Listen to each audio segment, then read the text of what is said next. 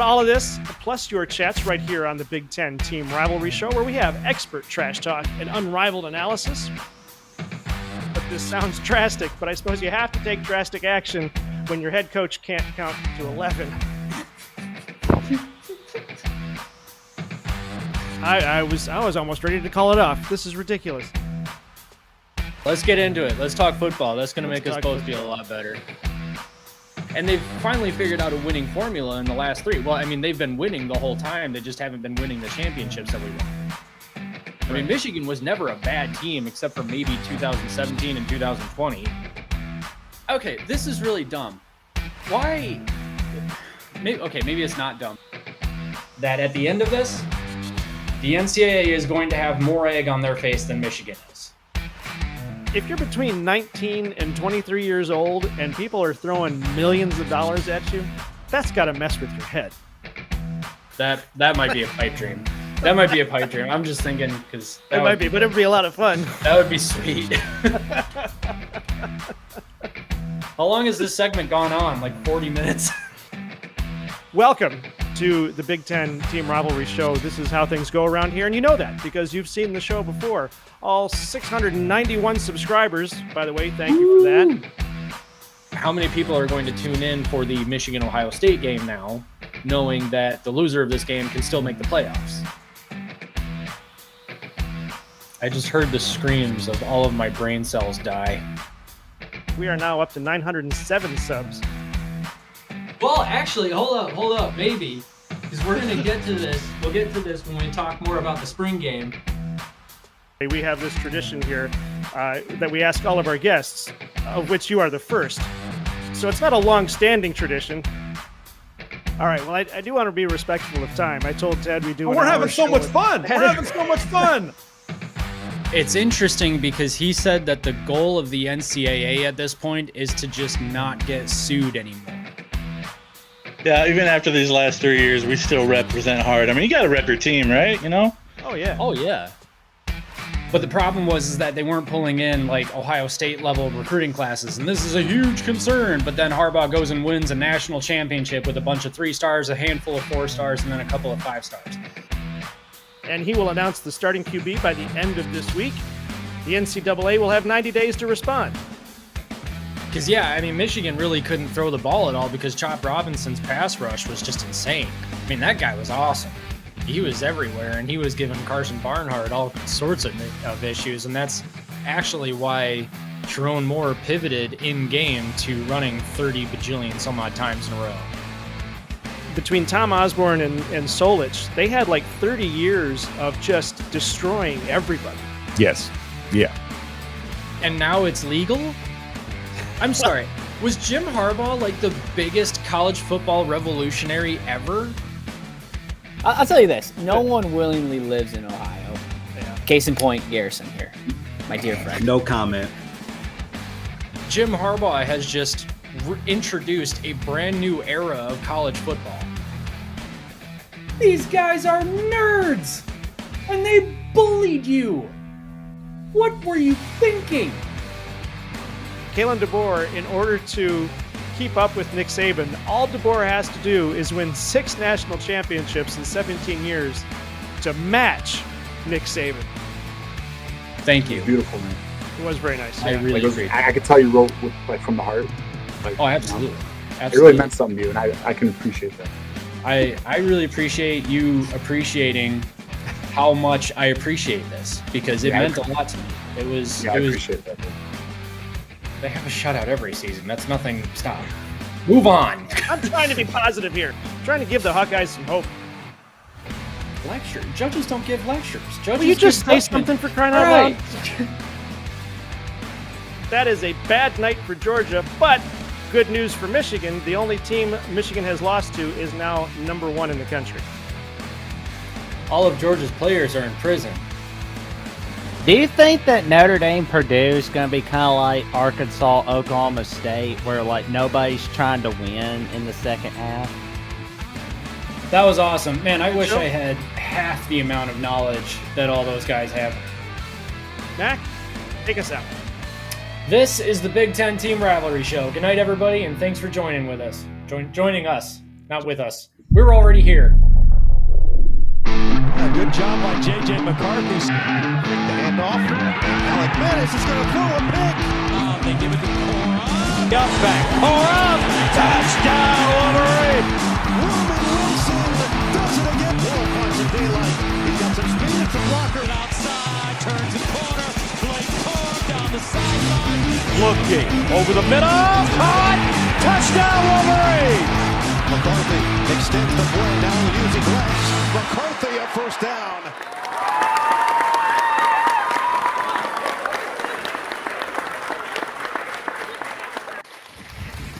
Hey, Mac, how you doing?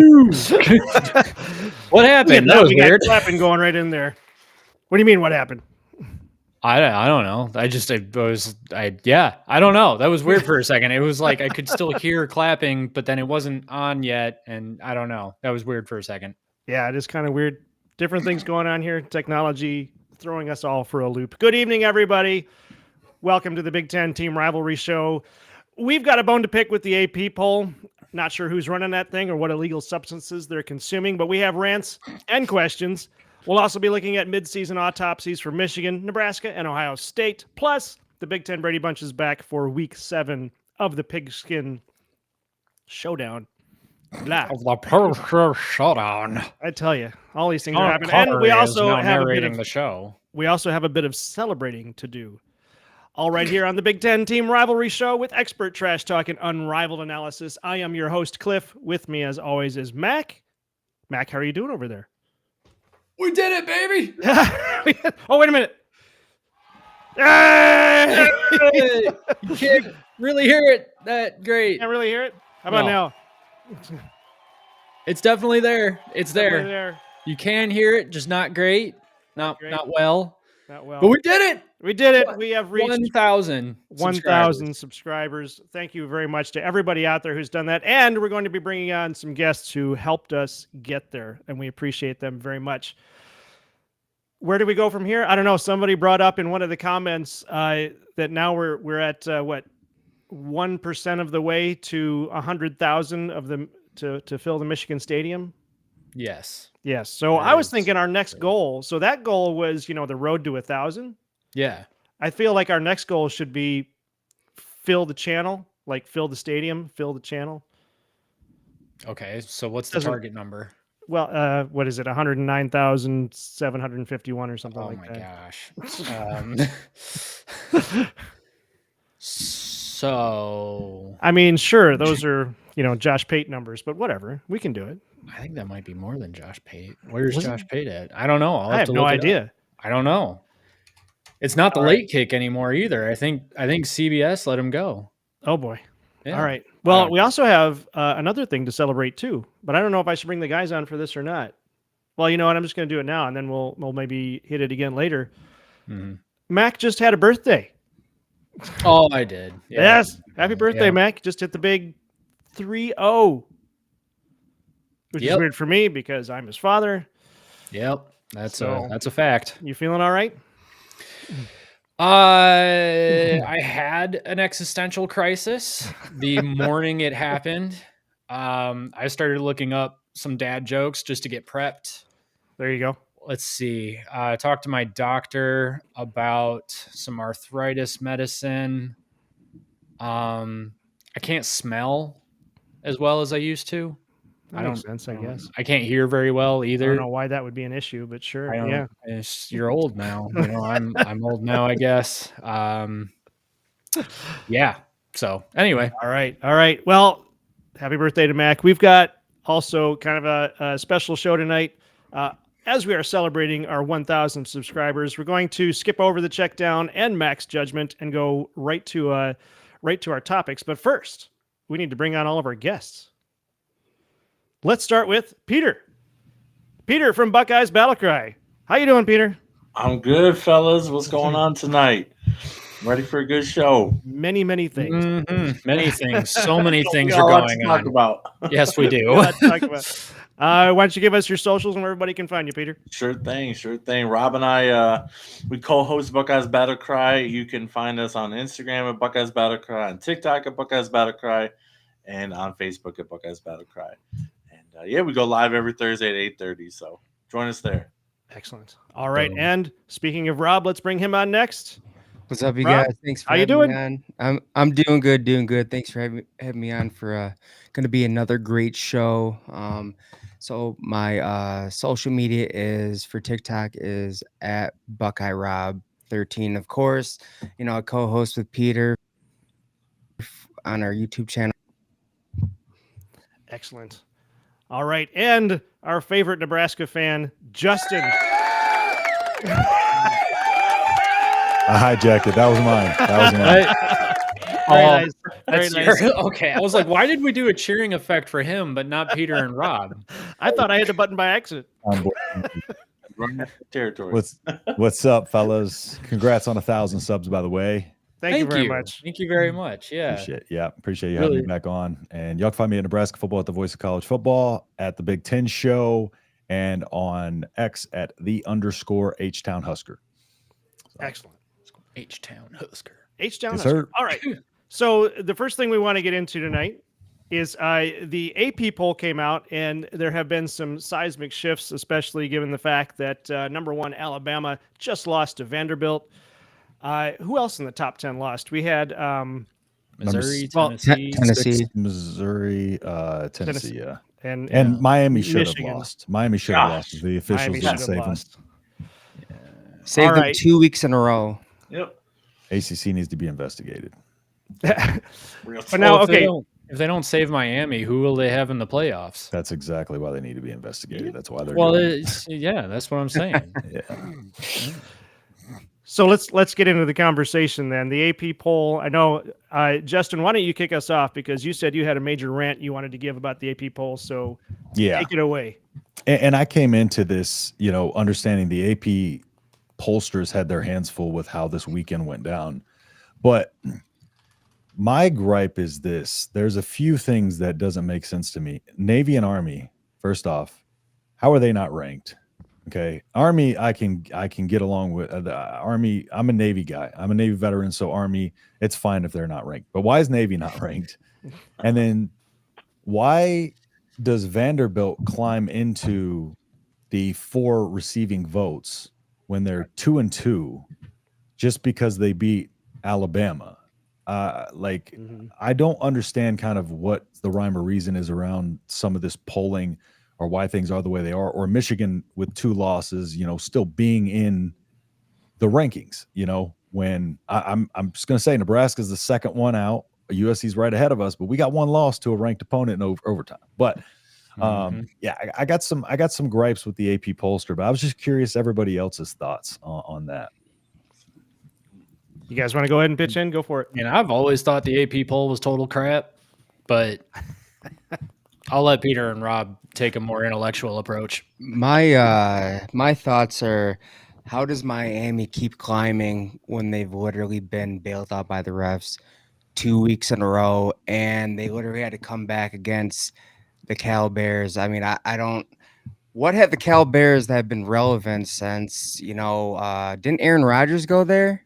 Aaron Rodgers and Deshaun Jackson. Yep, Aaron Rodgers, Deshaun Jackson. So I think they're too high at number 6. I think they're still frauds. You can't buy a winning culture, and that's what they're trying to do. Mario Cristobal he's not a good coach. It showed over the last couple of years. I think they play Clemson, right? I believe so. Their luck runs out against Clemson. Yeah. They're not beating Clemson. No way. So I'm saying this as agreed. I'm saying this as a Michigan fan. Michigan should not be ranked right now. I mean, a blowout loss to Texas. I mean, I get it. They're number 1. And then a loss to Washington. Really? So, and yet they're 24. I feel like the only reason the AP poll put Michigan at 24 is because they didn't want to admit that they made a mistake putting them at 11 last week. Or another factor in this that I hate is the preseason rankings, which are pointless, directly affect how the AP poll, goes down throughout the season as well. Yes. Has a big impact on it for sure. Well, that's been that's been Mark Rogers' problem with the AP poll, and that's why he comes out with the top 25 that actually makes sense because he bases it on performance rather than wishful thinking at the beginning of the season. Go ahead, Peter. What week should we start the AP poll? Because I agree with your line of thought, Justin. I mean, clearly has an effect, but should it be week 8 where we start, or maybe when the college football starts, or what are you thinking? Yeah, that's the problem. It's a complex problem. I didn't bring a solution to, but I would imagine that would be like the best. I think the best thing would just be to kind of around the same time where they do the kind of the college football playoff poll, or even like I think coaches poll, was fine or whatever. But I just think there should be more of a sample size before we get media writers, voting on which teams are the best, and that would save us the whole problem of dealing with these preseason rankings. I get it because it's something to talk about with the preseason rankings, but still, I just think that throws everything in, and all this stuff affects teams. Like facing a ranked opponent is a lot different than not facing one. If you got a team who's 27, versus a team who's 23, that's a few rankings, but that a ranked opponent, matters in the conversation. Yeah, and where do you? Oh, go ahead. And yeah, I mean, you going back to what you were saying about Vanderbilt. I mean, Alabama only dropped 6 spots. Right. Yeah. Michigan dropped 14 spots. Yep. Alabama dropped 6 spots. Yep. You lose to Vandy. I don't care what you did the week before. Get out the top 10, dude. Exactly. Yeah. You know what I think happened to Alabama, and here's where I'm going with this. So back in 2000, I think it was 17, when Ohio State came back against Penn State in like the late third quarter to win the game, that was a really emotional win. It drained them, and then the next week they got completely blasted by Iowa. I think that Alabama was coming off an emotional win against Georgia, having to come back, and then they completely blew it against a team who they shouldn't have blown it against. Yep. I guess I want to know why LSU is at number 13. Why are they climbing back up? Yeah, why are they climbing back up? All they've got they've got Nicholls, South Carolina, UCLA, and South Alabama. And they almost lost to South Carolina too. And then the only loss they do have is to USC, and it looked really good at the time, but now USC is crap. Which was the entire basis around me picking Michigan when they played USC, is because like everybody was hyped off of that, But so all of a sudden, these teams that we thought weren't very good are actually very good, and these teams that we thought were very good are actually really bad. I mean, the entire SEC is upside down right now because you've got Alabama dropping down to 7. Georgia is only at 5 right now. Only. I don't know that that's an only. But Texas, first year in the SEC, is driving that conference right now. Yep. Which is just hilarious to me. And then Clemson somehow or another is at number 10, despite the blowout loss to Georgia. I don't know. This doesn't make sense. Yeah, and Clemson's got App State, NC State, Stanford, and Florida State. Where's the quality win here? Exactly. Nowhere. SEC bias all over. Well, Mark G here is saying that LSU is there because they're in the SEC. Yeah, SEC bias. Yeah. But where does the SEC bias fit in if we've got Ohio State, Oregon, and Penn State in 2, 3, and 4? Well, where else are you going to put them? I mean, you can't really argue too many teams ahead of them, can you? Yeah, no. I wouldn't think so, but I mean, if there's bias to it, I guess. Are you saying the bias is what's keeping Alabama then in the top 8? I think they try to keep them a little bit higher off of their losses than they. I feel like the pollsters make it a little bit easier for them to rebound because they don't get dropped quite as much. I do feel like there's a little bit of, and it could be just because of recency bias of those teams being so good lately, and people knowing how good those teams are. But I just don't feel like they get dropped as much as they should after their losses. I don't think necessarily. I don't think it's as obvious enough of them trying to, bump them up ahead of like undefeated teams they should be ahead of. It's more so I just think they help them out by not dropping them as much, so that way it's a lot easier for them to recover from their ranking. Well, I mean, Tennessee's a prime example of that. I mean, they just lost to an unranked opponent in Arkansas. Sam Pittman's he just saved his job with that W, but they only dropped 4 spots. It's like, dude, they were unranked, crazy, and they scored 14 points. That's crazy. Like, get out of the top 10 again. Yep. Agreed. Well, when I looked at the rankings too, I was kind of shocked when I saw Iowa State at 11. Yeah. Undefeated, Matt Campbell. Yeah. They're undefeated, but yeah. But not impressive. Navy needs to be in over Michigan, though. I won't. I will argue for Navy before I argue for Nebraska. They deserve to be in. Yeah. Notre Dame and Iowa That's State a are bucket list tied. game for me right there. Navy, Army, and Philly. Oh, that'd be awesome. Oh, that's can't wait. That'd be cool. Yeah. I think Indiana should be higher than 18. You do? They're looking really good this season. I think it's strength of schedule right now. Okay. Yeah. Well, my thing about Indiana, and I'll talk about this, of course, when we get to the preview of that game next week. But Indiana, I just don't know how they'll handle physicality because Northwestern went blow for blow with them and ran out of steam at the end. That game was back and forth. That's true. Yeah. It was tight. And Maryland's the toughest team they've played. And I think Maryland put up 24. So they're explosive, but can they be physical? Like, can they take those body blows from a Big Ten team and still be able to run that explosive offense when they're getting beat up a little bit? I'm excited to see that too, for real. Yeah. Yeah. Who's their first test? Their schedule is nice. It's Us next after the bye week. Oh yeah. So Nebraska and then Washington, Michigan State, and then maybe Michigan. Maybe Michigan would be a test, at least the defense anyway. Maybe the physicality. Yeah, for physicality. All right. Now I'm going to play this game that I play every week, which is if Indiana beats Nebraska, Washington, Michigan State, and Michigan and goes into the Ohio State game 9-0 or 10-0. They deserve whatever they got coming their way because that's impressive. I mean, honestly, that would be crazy, dude. If Indiana goes into Ohio State 10-0, I'm taking Indiana. Oh, I don't know. I'm not. It's in the shoe. It's a bunch of James Madison transfers at the end of the day.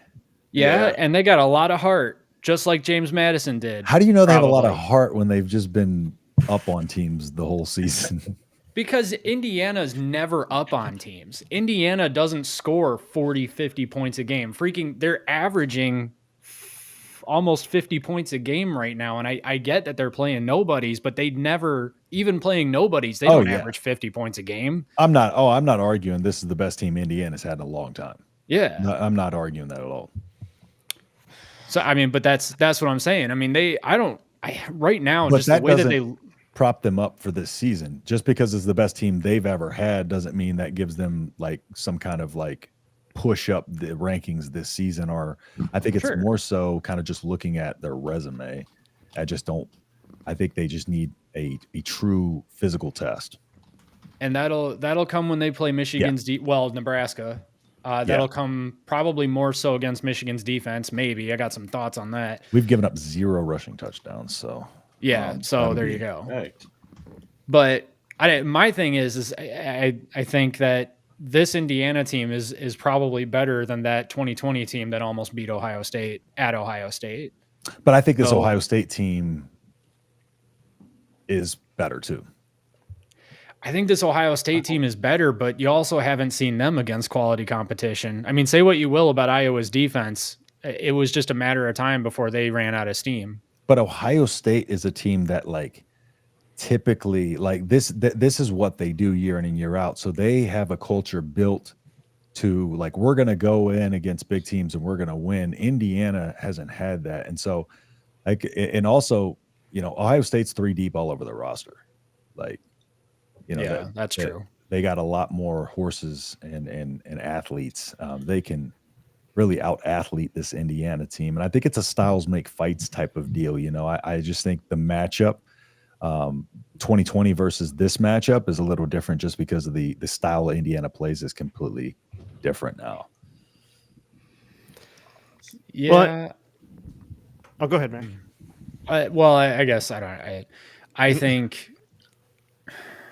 I understand that I'm saying this from I love the underdog and I would love to see Ohio State get beat by Indiana. I mean, I'm just going to be honest with you guys. Peter, Rob, you guys are awesome. I really want Indiana to beat Ohio State. I think it would be great. I love Indiana. I love the story for sure. I mean, but that's what I'm saying is if you can, so if they can get past Nebraska, then I would feel pretty good about them getting past Michigan. Actually, not good, just realistic. I mean, that would hurt me. But if Indiana then beats Michigan and does go into the Ohio State game 10-0, I feel like at that point they're like, look, we've come way too far. So they're throwing everything they've got at Ohio State, and Ohio State doesn't really have good first half. Rob, what's going on here, man? Wait a minute. Hold on. I want to shift the conversation then, since we're already going into this. Let's switch over to the midseason autopsy. Okay. And all right. We'll do that. And Rob, okay, carry on. Okay, so I don't know. Like, if you look at 2020 Ohio State, their secondary was like pretty trash. Like, it wasn't that good as like this year's. And I think this year's Ohio State team is 10 times more talented. Maybe not the quarterback position, but at the running back position, the secondary, the D line, the linebacker, just all more complete. around. Yeah, it's more complete. Yeah, more complete. Mm-hmm. Yeah, I mean, I'm definitely I won't argue that it's a more complete team for sure, but I also think Indiana's a more complete team. And what happens if Indiana goes in there and thinks, yeah, might as well try? And there's levels. I know. If it was in Bloomington, I might have a tiny bit of concern. But okay, when or before Alabama played Vanderbilt, is there any universe in which you're taking Vanderbilt to win that game? Okay, that's like a one-off outside of like that happens how often? Never. Exactly. How often does Indiana beat Ohio State? Next to never. But Indiana's got like a perfect storm going this year. To predict like a complete upset is different than saying Indiana like has a shot because of their talent and their roster and how they've played. It's completely different. Like I could go in and say like, yeah, I'm going to make a prediction. Vandy just plays way above their level and beats Alabama. But to looking at Indiana's team, I can't sit here with a straight face and think that they're going to compete with Ohio State from a roster standpoint and just a program standpoint. Sure. It is any given Saturday always, but yeah, I'm not giving them much of a chance in that game. I mean, that's fair. I guess conventional logic would say that I probably shouldn't give them much of a chance either, but I'm looking at this just like a story. I get like for me, it's like a gut feeling kind of thing. Like, man, if they're really feeling themselves going into that game against Ohio State, they're undefeated and they've got a little bit of a resume under their belt at that point. It's like, I don't know. Ohio State would be motivated to fraud check them. Don't forget that.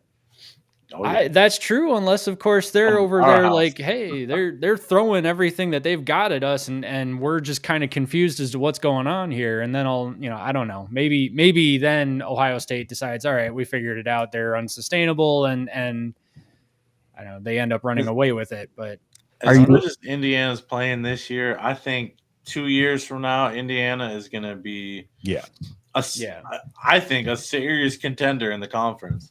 Just not yet. I'm that big of a believer in Cignetti. I think he's a terrific coach. Are you willing to place a wager on that game?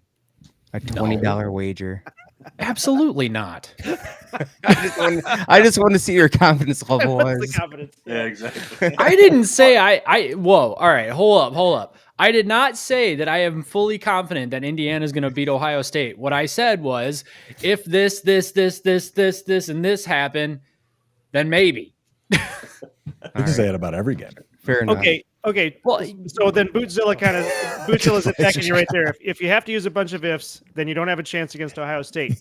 And he's right. He's absolutely right. But isn't the Alabama Vandy game sort of evidence of that any given Saturday sort of fluke?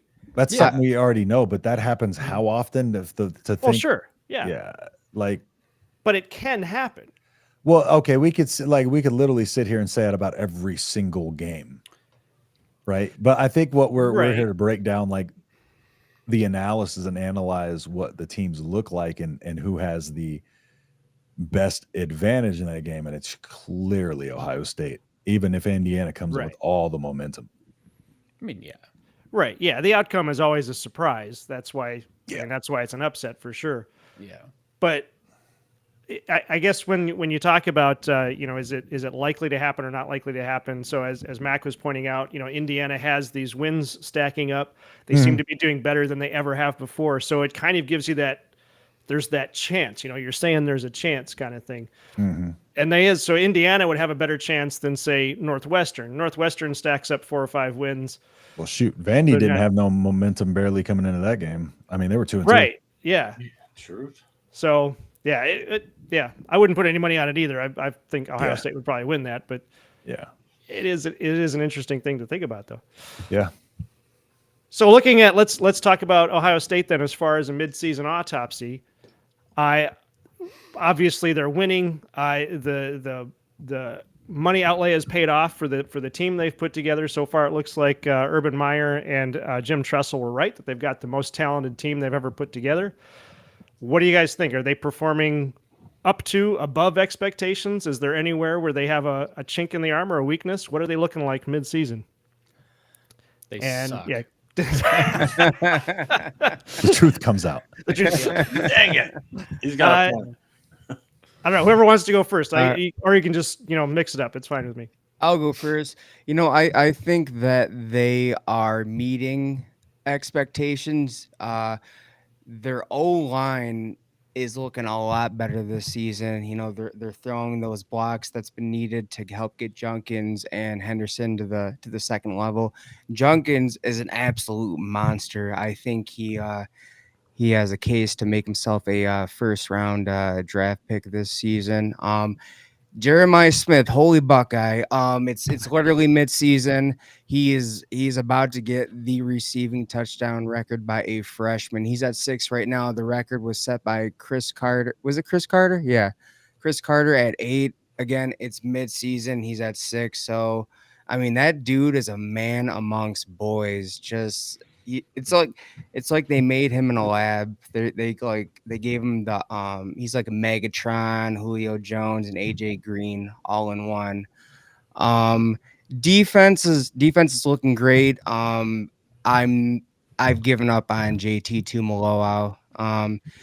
He was a big time recruit coming in. Ryan Day pulled out the red carpet. And he just hasn't lived up to expectations. But Jack Sawyer, he's really improved. He dropped a lot of weight. He got faster and stronger, and it shows. And also the defense has improved tremendously in terms of sacks. I think, the last 3 years, I think the season total was like 10 sacks, and they're already I think they're at like 12, 13 sacks already. But there's one weak spot on the defense, and I've been looking at the linebackers.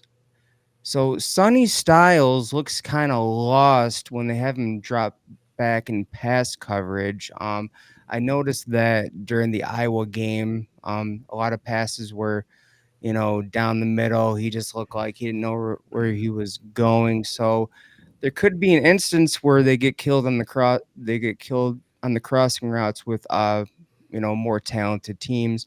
But overall, I think that they're meeting expectations, and of course the wide receiver room is as nasty as ever. It's amazing what Brian Hartline has been years. But yeah, I rest my case.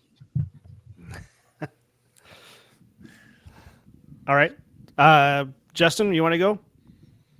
Yeah. So, I mean, honestly, I think the biggest thing is they've handled business. I think a lot of people are looking into, the schedule and who they've played, but I think a lot has to do with just handling business and what Ohio State was able to do against Iowa. I mean, that's no small feat, right?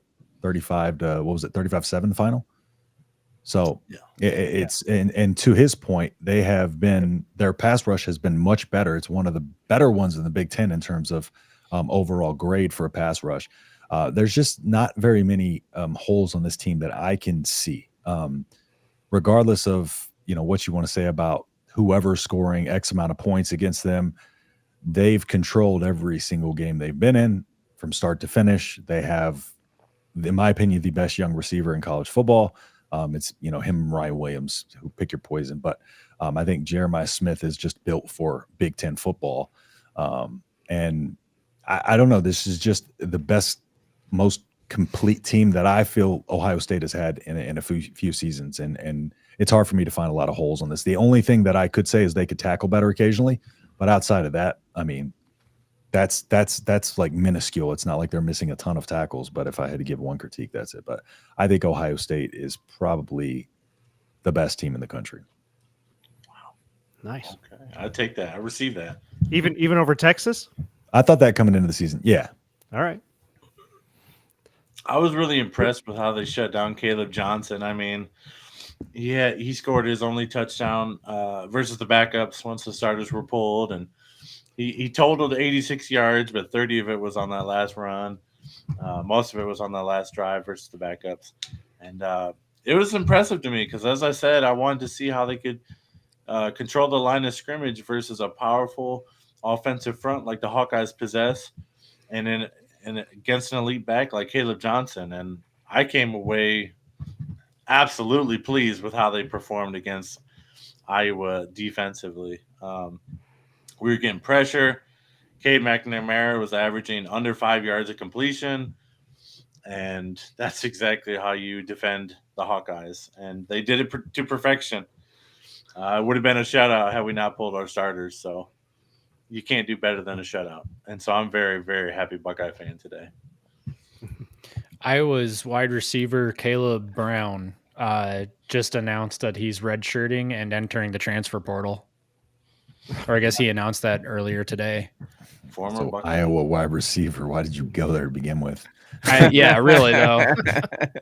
I mean, there's that, but what is going on with all these players like just deciding like they're done mid-season and redshirting and transferring? I think Bear Alexander did that as well for USC. Yeah, yep, that's right. That quarterback from I think it was UNLV kind of started it off though. Oh yeah. Yeah. But here's the thing with that. He looks like a fool now because they don't need him. So I don't know what his intentions were. That's probably true. Yeah. Mm-hmm. Why aren't they ranked? Anyway, Mac, before you go too much farther, Garrison has joined us, so I want to bring Garrison on. Hey. No, hang on. Nation in the big. Hang on. Hello. No. Wait, you know what? While Mac gives his autopsy of Ohio State, Garrison gets to be here and comment. Autopsy. He's great. All right. He said Indiana was going to beat Ohio State by 2 touchdowns. Shut the what? I'm sorry, Matt. I didn't say that. Just because I just want to celebrate with you real quick. What a weekend, wasn't it? What a weekend. Yeah. Hey, we got 1,000 subs over the weekend. We're doing great. Hey. Congrats, guys. So thank you. We had to celebrate something because nothing else was happening. We got there. It was thanks to you, Garrison, but we got there. No, dude. Well, thanks to you. Probably thanks to you guys. We finally hit 400 this weekend, so that was nice to see. Oh, nice. Excellent. I came with 400 people. I just want to hear what the hell I gotta say. But... Hey, there we go. I can't imagine why one person would want to hear what you have to say. All right, so where are we at? What did I miss? All right. We're giving mid-season autopsies. Mac is going to give his mid-season autopsy of Ohio State. Yeah. I would like to say, though. Listen carefully, Garrison. Yeah. Put on your listening ears.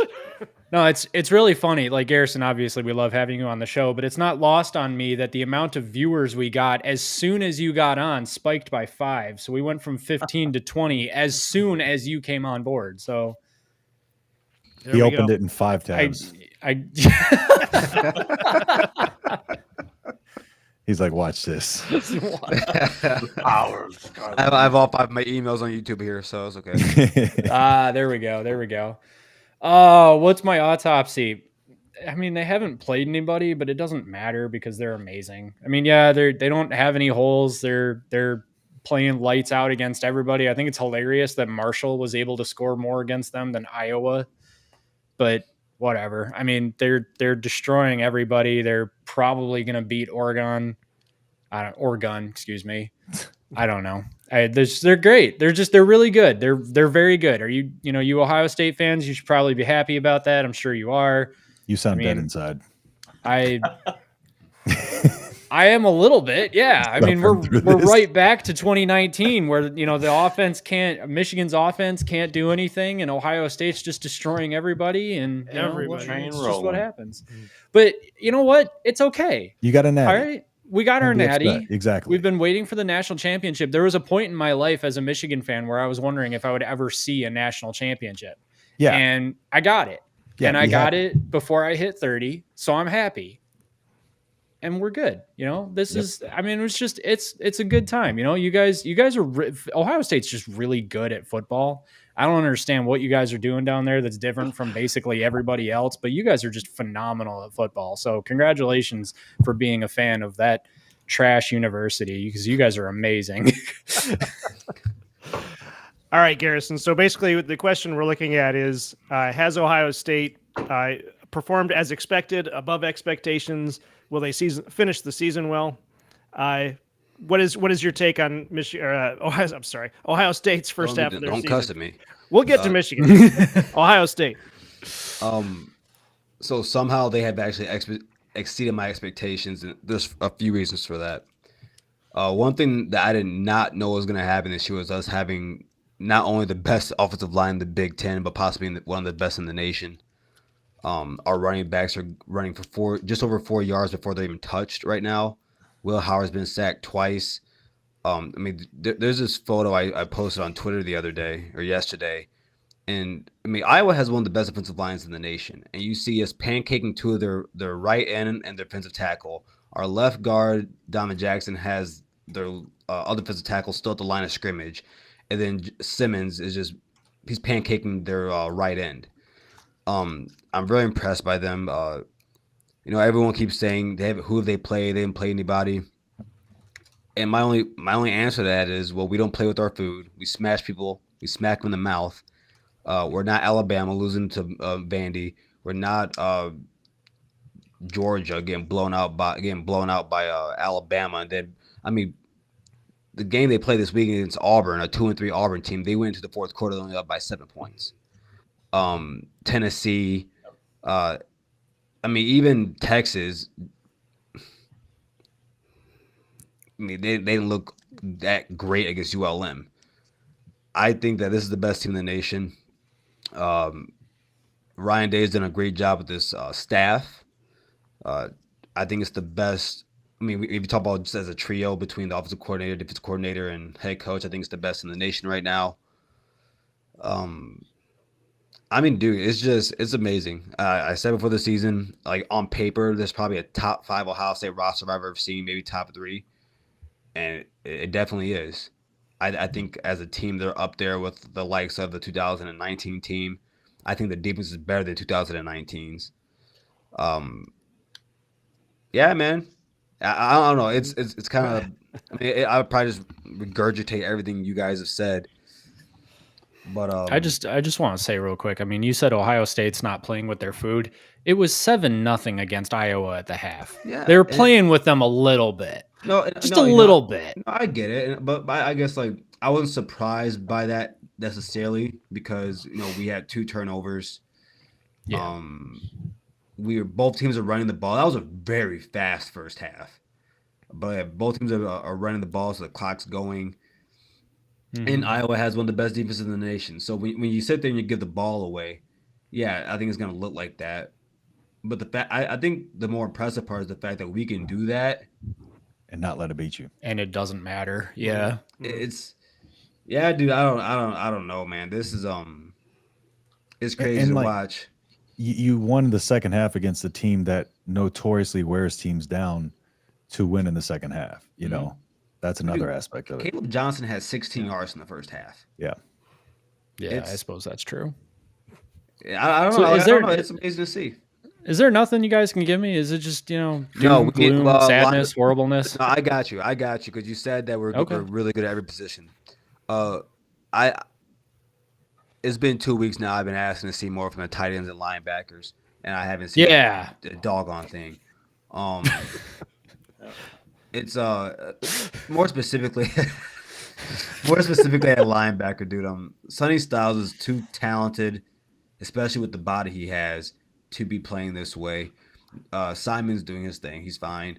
It's getting to a point now. I'm really interested to see what my fellow two Buckeyes think about this. I think there's a chance Arvell Reese, our sophomore, might be the best linebacker on this team. When he touches the field, you see him. Like when Ryan Day talks about Brandon Ennis, he says you feel him on the field. Like when I watch Arvell Reese, he pops on the screen, I feel him on the field. I agree with that. There's a lot to be desired from that. It's to the point where I'd be okay with seeing Gabe Powers. And the sad part about it is C.J. Hicks.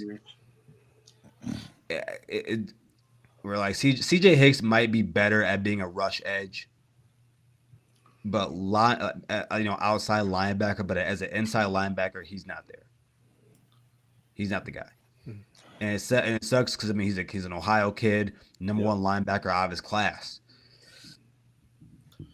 But I root for those Ohio kids a lot harder than I do for the out-of-state guys. Just me personally, but C.J. Hicks has been a big disappointment, unfortunately. But Rob was talking about Styles too and how he kind of underperformed in coverage, and there's no doubt that he did. But I thought he played really well against the run. He had a redemptive second half, in my opinion. He did not play well in the first half. I fully agree with you, Garrison. But then he made, I think he had 4 tackles for loss in the second half alone. So he kind of made up for it.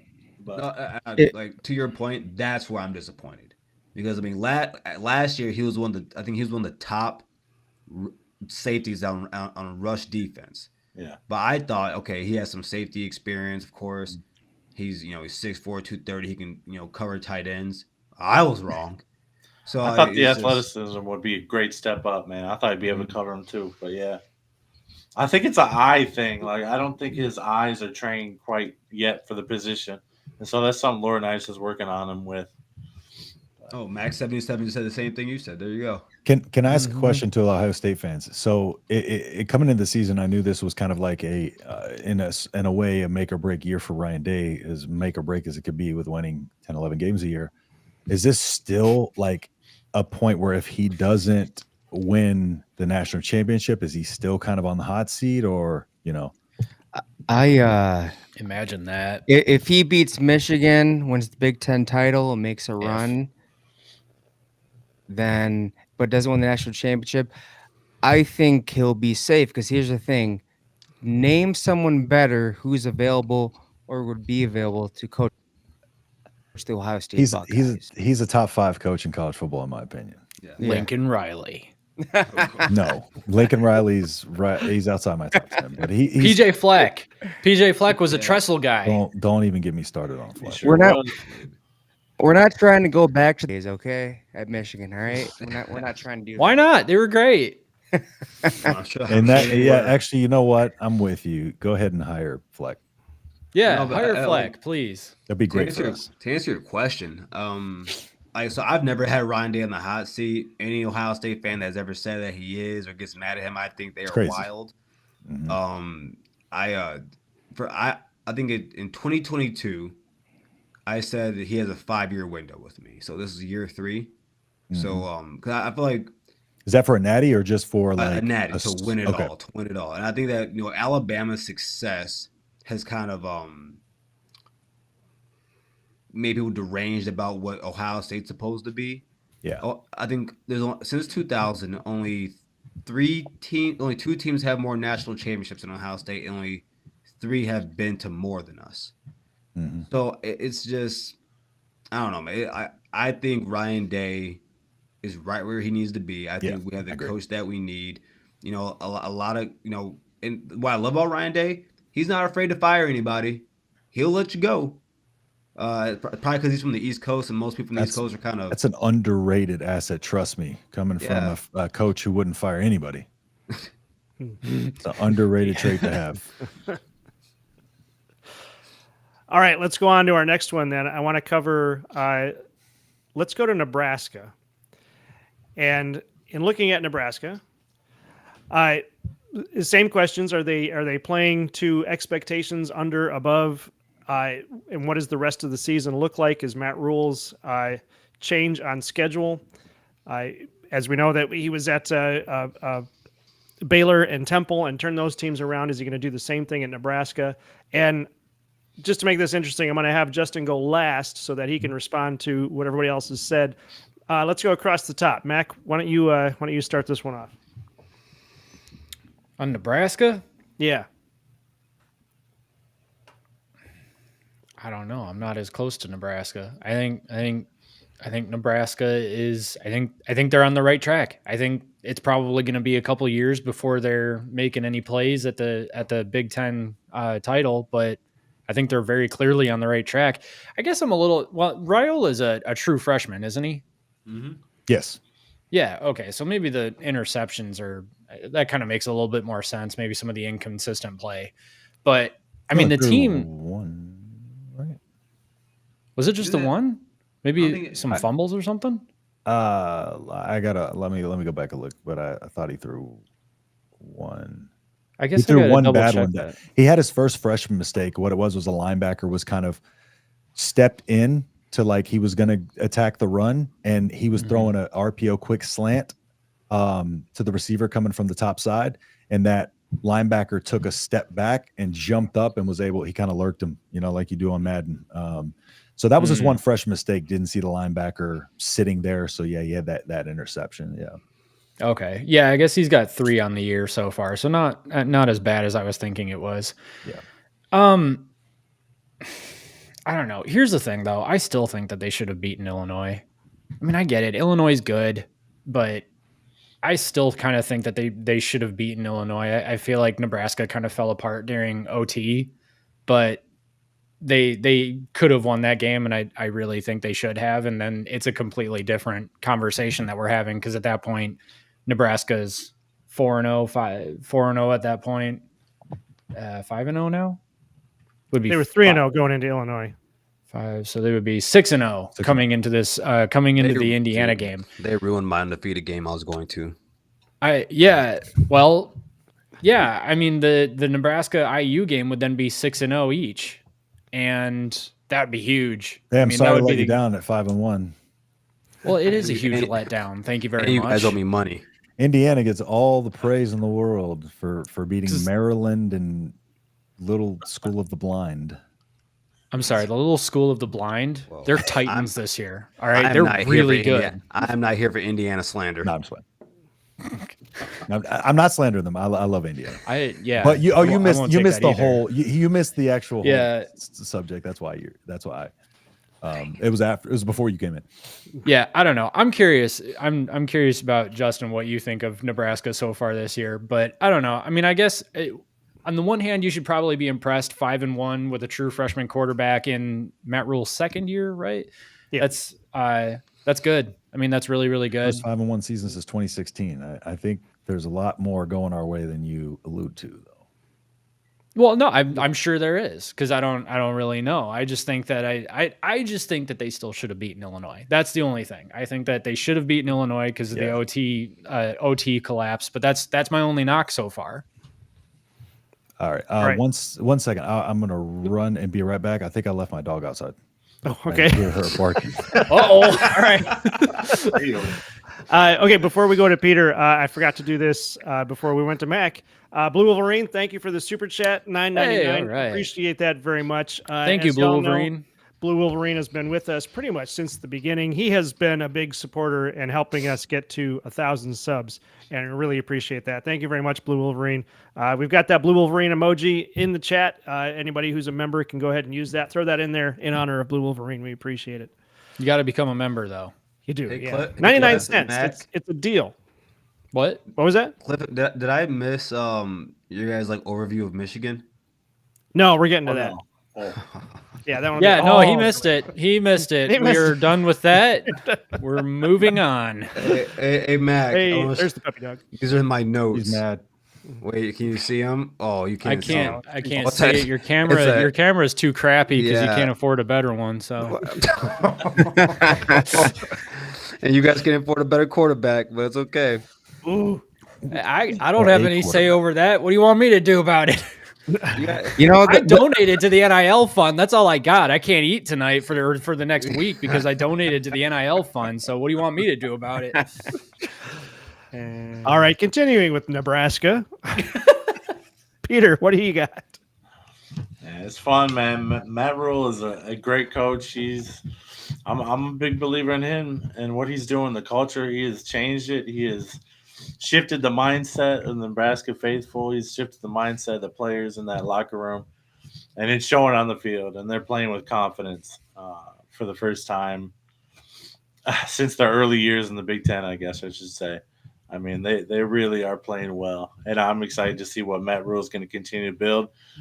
And Raiola, the sky is up from here. So if they can get slightly better on defense, they'll be a legit contender as well. Not this year, I don't think, but bright future ahead for the Huskers for sure. And that's exciting to see because this is what we brought them into the conference to do. So, yeah. Let's go over to Rob. Rob, you're next. What do you have on Nebraska for midseason autopsy? Let's see. I think that they are ahead of schedule, and that is because Dylan Raiola, freshman phenom. I mean, like, I'm gonna be honest, I was really pissed when he met from Ohio State, and it's clear why. I mean, that dude is making Patrick Mahomes throws. It's clear why they pretty much gave him the keys to the team. So, and also, Matt Rule may have not made it in the NFL, but he's clearly a winner anywhere he goes. And, you just tell that there's more toughness within the team. Fundamentals are a lot better. And, it's good days looking ahead for Nebraska. Nice. Garrison? Yeah, I'm with everyone else. I think they're ahead of schedule by a lot, honestly. I like Dylan Raiola, of course, in the offense. I mean, dude, I'm looking at right now, their defense is second in the Big Ten in points allowed at 11.3, leading the Big Ten in sacks at 20. So, I mean, the simple fact that their defense is this, I mean, and we all knew their defense was going to be good this year, but I mean, to be what it is right now, it's really impressive. And I think if you have the ability to get your defense together over the next few seasons, they're gonna get offensive recruits. Dylan Raiola is gonna get better. Justin, let me know if I'm wrong on this, but I think I saw it like 2 years ago. Doesn't Nebraska have a huge NIL fund? Oh yeah. Yeah. It's one of the best in the nation. Yes. I think they're going to get people to come over the next few years. Our donors donated a private jet when Matt Rule came, so he could recruit. I think Nebraska has everything in place to be closer to what they were in the, let's say, the 90s. I think and I'm not saying that they're going to be that. Yeah. But the infrastructure is there. Agreed. Mark G here says he thought that Georgia was his second choice, not OSU. Yeah, it was Georgia. Georgia. All right. Yeah. Okay, Justin. So from your perspective as our main Nebraska guy, is Nebraska on schedule? What's the midseason autopsy look like? Are they performing above, below, or at expectations? I think we're ahead of schedule again. Mac, to your kind of thing that you were saying on like with the Illinois game, right? What people look at where we were a year ago. And I think if you would have told a lot of people this offseason Nebraska was going to be 5-1, they would have said, really? That's impressive, right? And with a true freshman quarterback at that, the Illinois game, in my opinion, and I had predicted the Rutgers would be our first loss, but I said that it was between Illinois and Rutgers. And the reason being is because we have a very young team and a true freshman quarterback. and that was going to be his first opportunity to take hits against a physical team and defense and try to rebound and recover from that. And also, Matt Rule is turning an entire culture around. It's not just rebuilding a roster. It is breaking these losing habits and turning them into winning habits. And I think the Illinois loss, and again, I'm never going to want to win from a loss versus a win, but I think that film is what set us up to beat Rutgers. And that's where I think this team is better, is because we can look at the Illinois loss in week 3 and be like, they shouldn't have lost to them. But the mark of a good team and a good staff is how do they recover from that? How do they respond to that? And in the Rutgers game, because what Illinois did is they out-executed, out-schemed, and out-game planned, and they stuck to it. Nebraska's offense doesn't have too much of an identity at times. And so what Nebraska did against Rutgers, instead of running just the basic 3-3-5 front, well, they had 4 hands in the dirt instead of just having your 3 hands in the dirt up front. So they completely changed the base of the defense and made it a little bit more to where we're going to try to stop what you're doing before you even set up what you want to go to later, which is what Illinois did a good job of, getting us on our heels. So Nebraska just came out firing. It's like, we're not going to let you do that. And I think that Illinois film was invaluable in winning this Rutgers game. And so 5-1, it's our first time being 5-1 since 2016. But here's some further, to Garrison's point, here's some other defensive stats, right? So 25 teams in college football have forced 10 plus turnovers. 11 teams are allowing less than 14 points per game. 6 teams have recorded 20 plus sacks. And Nebraska is the only team that's doing all 3, and they have not allowed a single rushing touchdown this season, and actually stuffed Monungai at the goal line on 5 consecutive plays. They had to run from the goal line, and they held Monungai out of it, right? And so, like, this is a team that's playing with an energy that you can tell is infectious by the new culture that they have. And you know, we struggled there at the end of the Illinois game, but you saw hints of old Nebraska. You know, Raiola coming out in that fourth quarter and immediately dropping the ball in the first 2 plays, like fumbling out of his hands. Yeah. But the thing is, we're still going to have remnants of that in this year, because I think people got a little too overzealous looking at year 2 as if it was Matt Rule year 3, you know? And in a way, he's ahead of schedule in terms of his normal year 2. But I think year 3 is when we're going to start to see a lot of the kinks worked out. And also, coming into the season, we are missing our cornerback 2, which we already had depth issues. And Tommy Hill was out the last couple of weeks and went out early in the Illinois game. And he's one of the top defenders, top cornerbacks in college football. I would say top 25, and grades out among the best a lot of times. So I think we're ahead of schedule. I think Raiola's playing as well as he can now. In the Rutgers game, we did see a lot of execution issues offensively, but the thing is, again, we saw a lot of defensive execution issues against Illinois. Got that on film and got it figured out. We have a full bye week here going into Indiana to kind of look at the film and kind of adjust in terms of the offensive schematics and execution and stuff like that. And so I think it's just a constant of still building momentum. And, you know, again, it was a close loss to a ranked team at home where we made the mistakes again that lost us that game against Illinois. But I give a lot of credit to them for their game plan and coming in and executing the way they did for that. And like I said, I think that sets us up well for the rest of the season. That's invaluable film. And I said that after the game. I think it's not a testament to this team isn't how that game necessarily goes. It's how they respond to it. And do they make the adjustments? And they have. And so I trust this team and I trust the staff. And I love where we're at. It does definitely feel like Nebraska's turned a corner culture-wise, for sure. Like it's kind of wild though, because it was another one of those 1-score losses, right, against Illinois. And so it was kind of one of those moments where Nebraska definitely could have fallen back into those old tropes of here we go again, 1-score losses. Yep. But, all the credit in the world to Matt Rule saying like, no, Illinois was just better. One more thing too, right? The one response that I saw that we would not have seen from a Nebraska team before is that game we were getting all the momentum, right? And then our offense kind of was stalling out.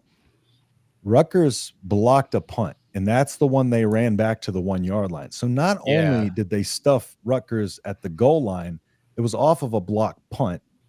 So normally a Nebraska team where we just kind of like rushed and effort to get them out of bounds at the half-yard line, normally we would have conceded that touchdown. In previous years, we would have conceded that touchdown and been like, okay, we're going to try to get on the back end. Well, now if we would have given out a touchdown, it would have been 14-14. So there's responses too within the game. Like there's just little things that I see as a fan that probably you won't see from the outside naturally, not watching all the games and not watching all the details and knowing the inside, that show me how far ahead this team is from where they were before.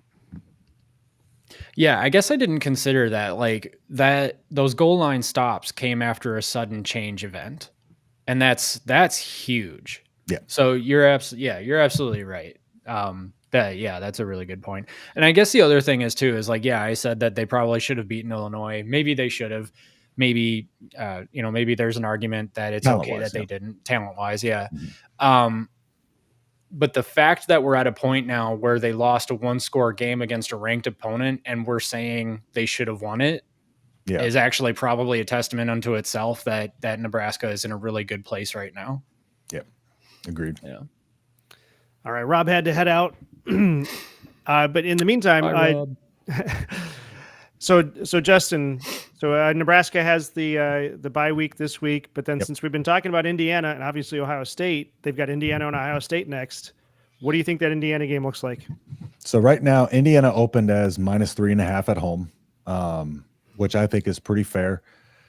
I think it's literally down to, because I said going to the Rutgers game, I reposted a tweet earlier that Nebraska's goal to beating Rutgers was to get a double-digit lead, at least by halftime, and hold that, so that way you can force them out of what they want to do and make Ethan Kalik-Manis try to beat you with his arm. And that's exactly what happened, and that's what Nebraska was able to win that game. I think against Indiana, it's going to be just a wearing on them as the game goes along. I think you need to really just assert your physicality early. I think you got to get some hits on Rourke.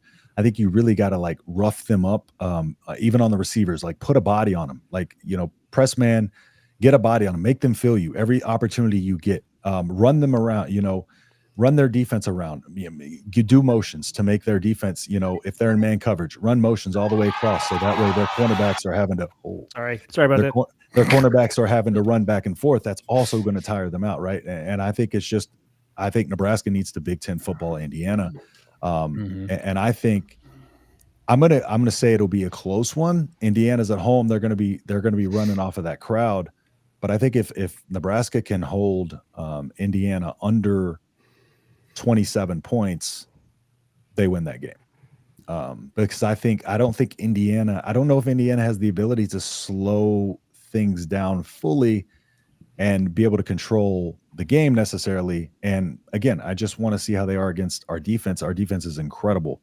I don't think people realize how good our defense has been this season.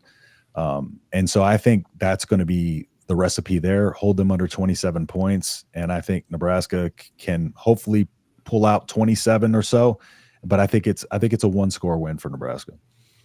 Yeah, you kind of surprised me for a second there. You said 27 points, but then I remembered Indiana's been putting up 50 points a game. So yeah. Because I think that's the high point. And I say that because I just need to see Nebraska's offense come out and execute after that Rutgers game. I really just need to see how it looks off of the bye week and what adjustments they've made. And when I dive into the film, when I get the all-22s in the folder, I'll be able to kind of give more of a breakdown on that as well. All right. Okay, let's go to our Michigan midseason autopsy. And Mac, I'm going to make you go last on this one.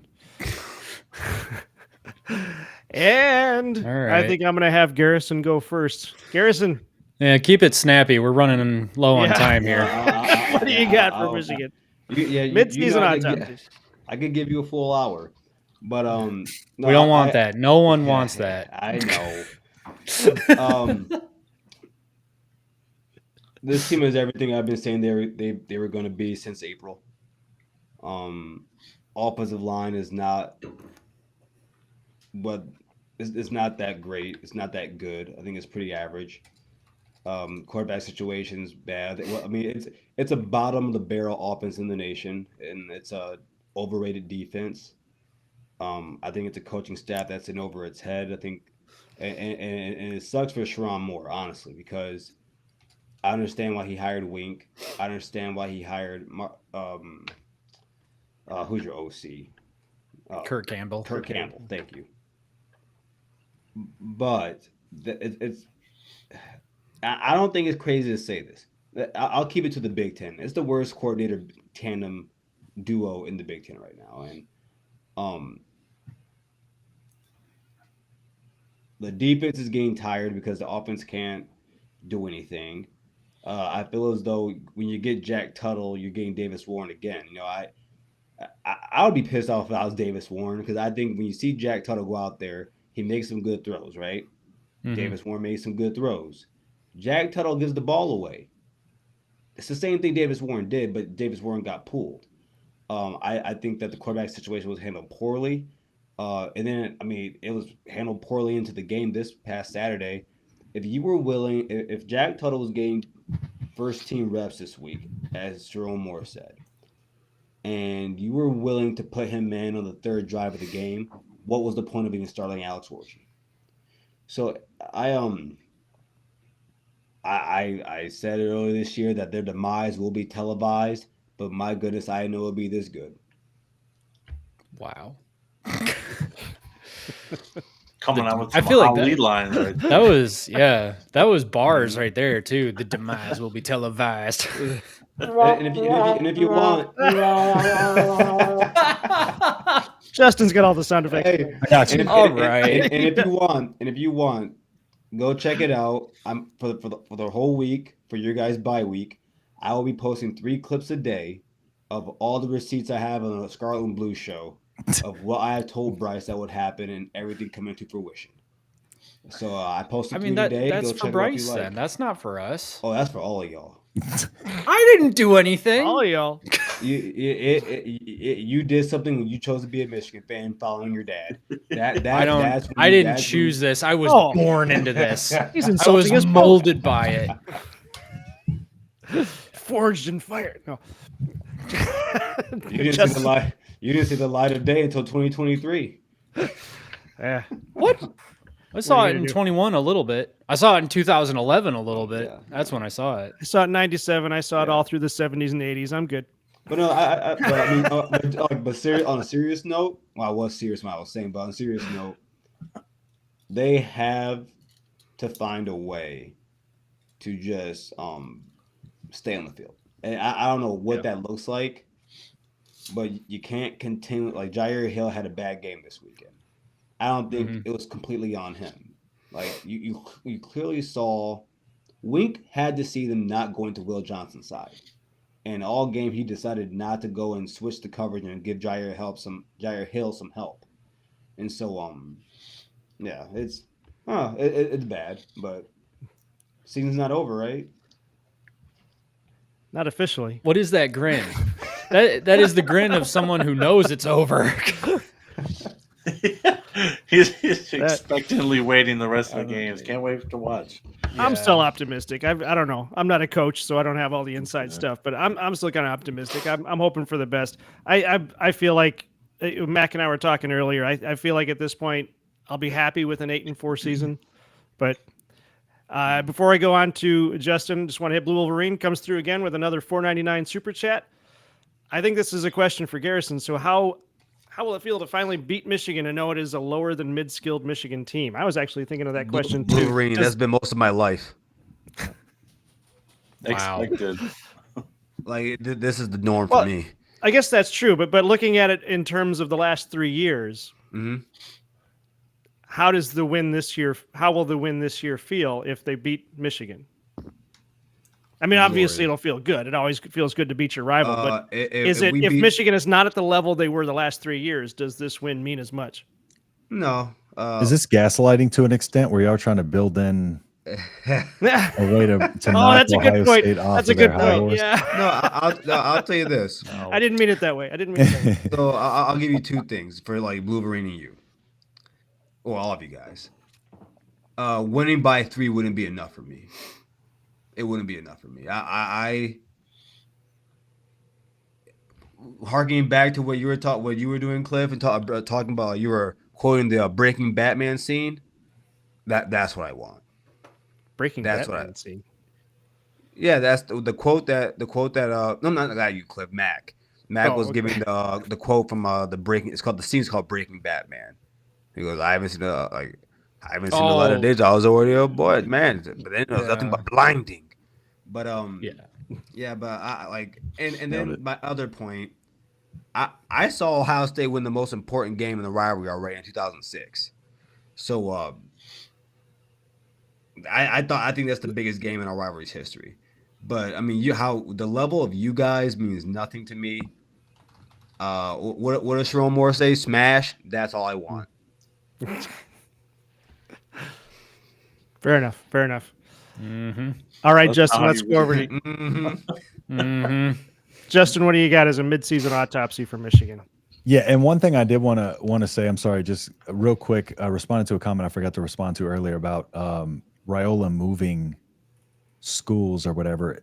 He committed to Georgia after the national championship because he got caught up in the pomp and circumstance, and then changed to Nebraska because he said he followed his heart. He moved that one time. He moved high schools over to Beaufort, Georgia, to be closer to Georgia when he was committed there, and his dad was the reason for his moving. So I don't know where this whole narrative comes about him jumping schools. Like, he's where his heart wanted him to be. His dad's number is retired in the stadium. His uncle's our O-line coach. So let's knock that narrative off. But anyways, with Michigan, we came into the season thinking this would be a rebuilding season for Michigan and a restocking of the cabinets, if you will. So, the thing, I think if we look at this season in a microcosm, maybe, but I think we expected them to take a step back. I know that the play hasn't been there as much as you want to, because it's frustrating to not have the ability to throw the ball and know how much that could help you and make you actually probably more competitive than a lot of people thought.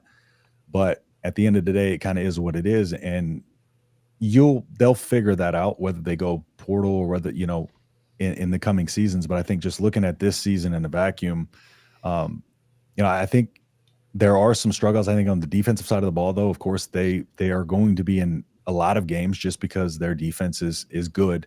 But again, kind of like I said last week, I think another thing that carries them too is just, their confidence and belief in themselves. And hopefully that doesn't get down or knocked down because of a couple of losses. But I think this is Michigan team's a team that can overcome adversity and not let it kind of completely derail their season, which is why I do think 8 wins is potentially feasible. I know how frustrating it can be when you can't throw the ball, trust me. But I think just coming off of a national title and then coming into this season and playing the way they have, I think it's naturally going to let you down. But I think it just kind of look at it in perspective. This is kind of their falling point, and they're going to try to rebuild from here with Sharon Moore. So I don't know. I think Michigan's still okay. Again, expectations coming into the season off a national championship, you don't want to falter the way they have. But I mean, it hasn't been disastrous outside of the passing game. They're still playing fairly well, considering they've played 3 different quarterbacks. I don't know. I think Michigan has a good enough culture and a good enough winning mindset within their locker room that I think it's as simple as plugging and playing and fixing a few positions in the portal, and they'll be right back, kind of in the thick of things. So with Michigan, it's not a cultural thing or anything like that. So I think this is a team that can turn it around quickly. So, but yeah, so far it just hasn't been going their way, for the most part. Yeah. Go ahead, Garrison. Well, Justin said that their defense is really good and that he thinks just a couple pieces. And I just want to read this off. Pass defense nationally ranked 114th. Rush defense nationally ranked 5th. Third down defense nationally ranked 90th. Scoring defense 56th. Total defense 48th. Pass offense offense matters. They grade out really well on defense, but your offense is constantly putting you in bad situations and not getting off the field. I get that. I completely get that. But we talk about there's 134 teams in college football. 114 in pass defense. That the grades here. Mm-hmm. But it's bad. The coverage grade is there though. Their coverage grade is 82.3. I have a rule. PFF. No, I don't specifically use PFF. I watch film too. No, I know you do. Trust yeah. I know you do. I'm saying like I trust you. I understand like the grading part. Yeah. But I can watch this team and see that their secondary is Swiss cheese. And I knew it when they played Fresno State. Yep. Do you think it's a lack of talent though? Because I don't necessarily think it's a lack of talent. I think the reason I think it's a lack of talent is because I think coaching has a big part about it. Like I say coaching is a big part about it, but a lot of the guys that are playing right now are from two lower recruiting classes that they had. And eventually those classes would have to play. So then when you see them play against a Texas, because like I said, like a lot of Michigan fans want us to look at them like an elite program. So if I'm going to hold you to that standard, I'm going to grade you on that scale. That's not elite. No, of course not. Yeah. But it's that's not me being a jerk. Well, yes, it is, but it's also not because of talent. I think Michigan on defense, well, offense especially, but on defense, I don't think has as much talent as they did last year, obviously. But I don't think talent is an issue. I don't think talent is why they lost to Washington. I think they got punched in the mouth, and the culture is not there, especially on offense right now, and so they freaked out and couldn't go anywhere. I don't know how else you explain Donovan Edwards just randomly slipping unless the turf really was that bad. And I think he just wasn't concentrating. I think Will Johnson wasn't concentrating on that DPI he got. I mean, that's not a play that Will Johnson makes. That's not a thing that he does. He doesn't do DPIs. Well, sometimes he does, but he doesn't do DPIs that bad. That was egregious. I mean, Jair Hill had been playing a couple of really good games, but then all of a sudden Michigan gets punched by this Washington offense, and Washington was shredding them all game long. I don't think it's a lack of talent.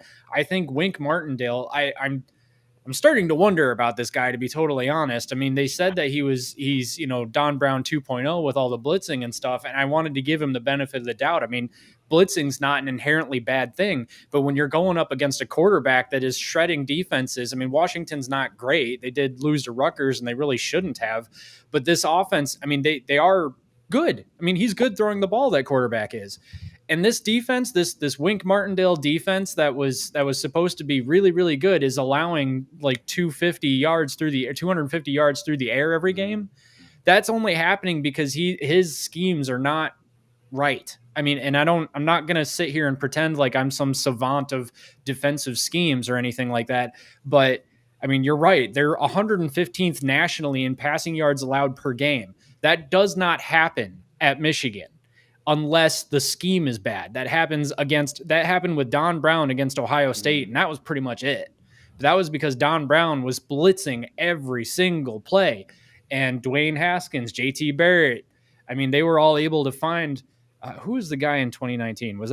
That was Barrett, wasn't it? That was Fields, Justin Fields. I mean, they were shredding Michigan secondaries, but Michigan was doing well against everybody else. This time around, it's the same. I think it's the same thing. Like he's blitzing at all the wrong times, and Washington just shredded him because of that. So I think something's wrong. Actually, I think something might be wrong with coaching. I think Wink Martindale's schemes aren't very good. I think Sharon Moore is kind of experiencing some growing pains. This is his first head coaching position after all, so maybe he's experiencing some growing pains. Kurt Campbell, I think, is probably hamstrung by the lack of talent on offense, specifically at the quarterback position. I'm hoping that with Jack Tuttle in the mix, that Michigan becomes a little bit more balanced and that Jack Tuttle becomes Cade McNamara 2.0. And I think that's really funny to say that I'm hoping Jack Tuttle becomes a Cade McNamara, but I do. I hope that's the case. I don't know. I think right now it's coaching is the issue, and I think it's because one guy is a little bit in over his head right now, but he'll get there. I think the defensive or I think Wink Martindale's schemes are bad, and I think Kurt Gamble is just trying to figure out what he can do right now. Okay, well now see you skipped Peter, so we got to go to Peter, and now you're not last anymore. Mac was ready to take my head off, and I respect it. I respect it. I was ready to go. Let's go, buddy. We're going. Crap. All right, Peter, what do you got? What's your Peter. Michigan midseason autopsy? I said it a couple weeks in a row, man. I said Alex Orji will not be the starter in a couple weeks, and here we are in this game. And it's not because Jack Tuttle is worthy of being the starter. He is the best of the three on the roster. Don't get me wrong. He's not a Michigan starting quarterback level quarterback. He's just not. And, so we – plug and play. They keep trying to find someone that can give a spark to this offense. And initially, certainly he did. 17 unanswered points, but man, I don't know. Once the adjustments come, and they come every single week, Michigan does nothing, no matter who is at quarterback. And it's not even like Washington is a good team, in my opinion, either. They're not a good team. They're going to be unranked at the end of the season, probably just like Michigan. And they got some issues, man. They got some issues to work out. I honestly think Kirk Campbell and Wink Martindale need to be tossed aside at the season's end. If this kind of goes in the direction I think it's going, I think they need to reevaluate these hires, because they were made kind of late in the process. Wink, was thrown away by the NFL, and the supposed OG of this scheme, and he's not cutting it, like you said, Mac. He really not cutting it. And I don't know. I tend to lean that it is coaching, a bigger coaching issue than a talent issue. But to Garrison's point, I think it's a talent issue as well. The recruiting has not been up to par, and they, this offseason, they kept on preaching development. That was from the former staff. They were very good developers. That staff is not this staff. Right. And the talent is not good enough and the coaching is not good enough to bring out what little talent there is on the roster. And it's just compounding to really being some serious issues. And I had the ceiling at 10-2 at the start of the year. I had the floor at 8-4. It could end up being lower than that, in all honesty. And even to see Will Johnson take the step back that he has, it's confounding to me. Like, he is a great player, and he's made some great plays even this year. Clearly, he's gotten a couple pick sixes, but he definitely has taken a step back, I would say. And that's a coaching thing. Like, something changed in coaching. And wow, I just don't know. I had Michigan, even as bad as I thought they might be this year, I had them at 5-1 at this point in the season. And so, they're 4-2, and they're underperforming that, and it really could go south. They've got to figure some things out. I'm not smart enough X's and O's to figure out what to do offensively to get this ball rolling, to keep your defense off the field, but they have got to get creative and start scheming some things up. It starts with just don't turn the ball over. Don't turn the ball over. If they can throw the ball without throwing an interception, then the running game will get better because the defense will start to respect the pass a little bit more. It's not going to be great, but it'll be enough that maybe they can start to rely on their run game again. Oh, that's cool. I didn't know you could do that. I thought it was going to be something different. But live testing here, sorry. But like, Peter, so to your point about the talent, I don't think that there's as much talent on this team as last year. I think that that's fairly obvious.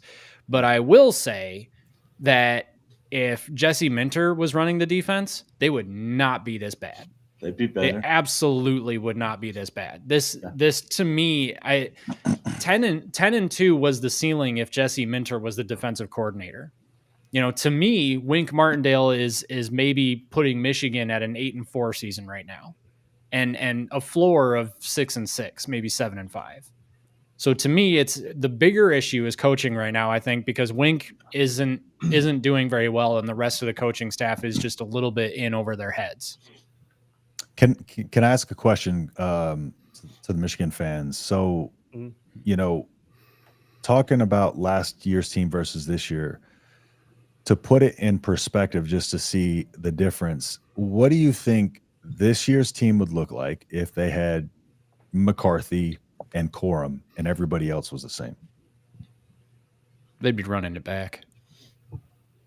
So that means they're probably a couple pieces away, right? Oh, And hang the on. I'm overall sorry. talent. Do you mean, okay, but the coaching staff is this year's coaching staff. Right. Everything's the same outside of the quarterback and running back. Where do you think this team is? Oh, 10-2, maybe 11-1. Okay. So that means the overall team around is not as steep of a fall off as maybe it looks. To Garrison's point, I do think that there are some holes in the roster, and I do think there are some things that obviously need to improve. None of us, I don't think any of us are going to argue that, but just looking at it that way, I think that gives a little perspective to just kind of the difference and trying to put it in a way where you're looking at a complete roster overhaul, and we're still trying to figure out what this team is. I was just curious your opinion on that. So that was my question. And I'll say, like, to what you guys are talking about, like, if you take what would it be, what Shea Patterson was 2018? 2018, 2019, when yeah. They had Nico Collins and all those guys. In Nico. DPJ. Like, it was Texas. Like it would a shout out to him, man. I'm undefeated in fantasy, baby, because of him. So shout out to Nico Collins. I got his rookie card when we drafted him in there. I was a Nico believer from the jump. Fourth round, I was like, come on, give it to us. Justin, that's awesome. Justin, I'm gonna get your info. I have like 10. I know an old guy gives me. He has like 10,000 cards. I have a few CJ Stroud rookie cards. I'll send you one. My man. But oh, that's cool. My man. But Barry Sanders one too. But nice. I just I think those teams were. I think those teams were a coaching staff away, a coordinators away. Where like I think the biggest difference, and Mac, you actually said this when you said that as much talent. I think the depth on defense is more of the issue. I think that last year you guys could send waves and waves of defensive linemen last year. I think going from Mike Sanders still, who you guys probably don't know this. He might not like me saying this. I thought pound for pound best football player in college football last year. I didn't care what anyone could say. No one could tell me a thing. I thought pound for pound he was the best football player in the nation, and most of that had to do with because I thought he could also play offense, which he did for you guys. Yeah, he did at one point. Scored a touchdown against Ohio State.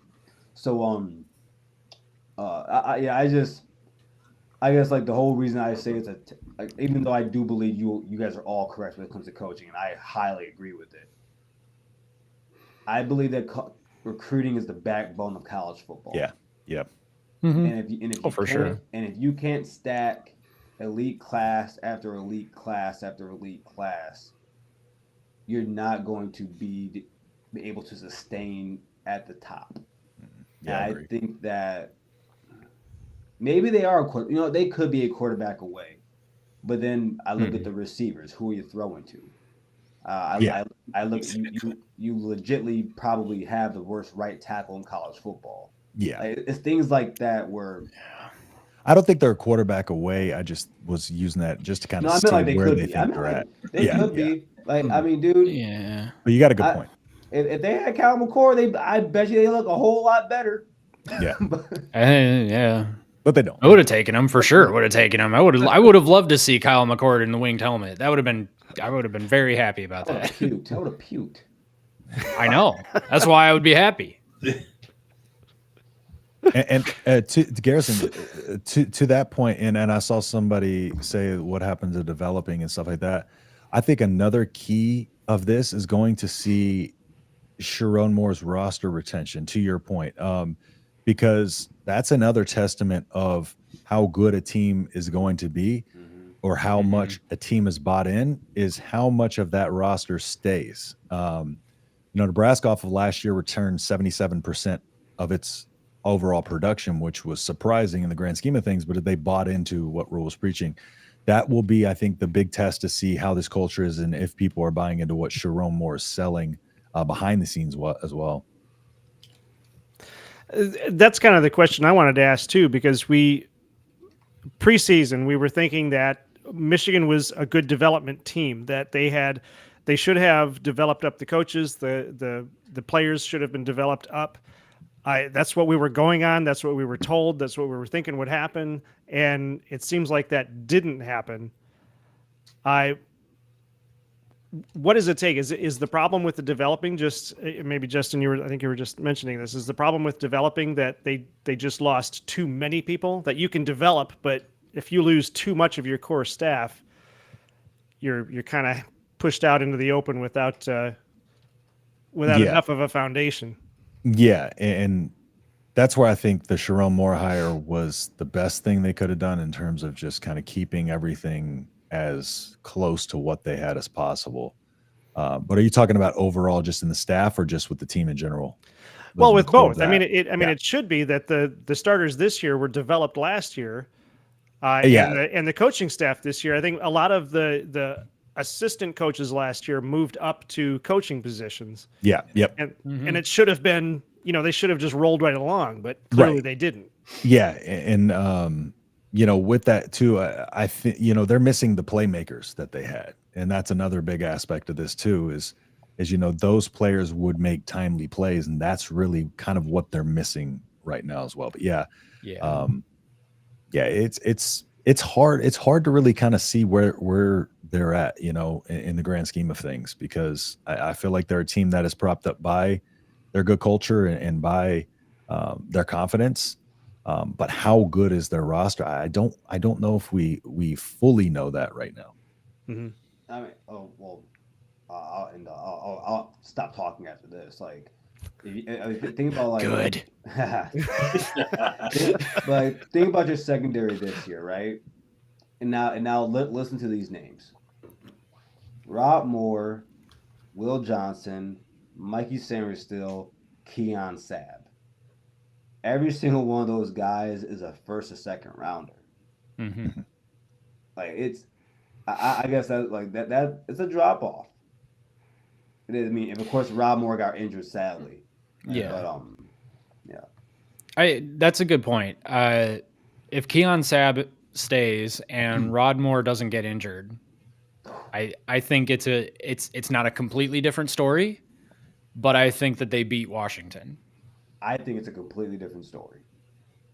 The defensive scheme is still there. But I think those guys are just too doggone good.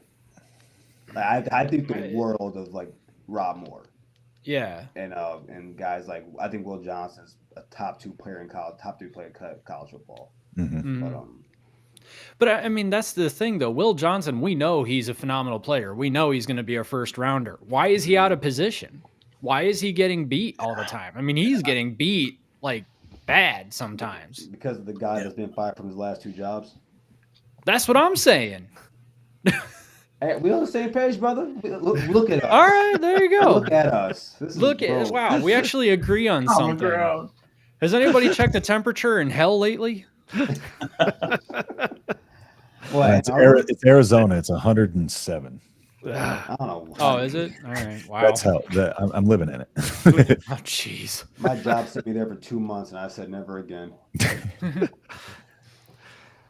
All right, guys. Let's call that on the autopsies. We are at 9:38, so I am going to suggest that we speed run through the picks. Sure. And to do that, we're just going to kind of, if you want to give like maybe a 30-second pitch and then your pick, we'll just do it that way. Got it. I do have. I want to put this up because I thought this was cool. I'm going to do it this way.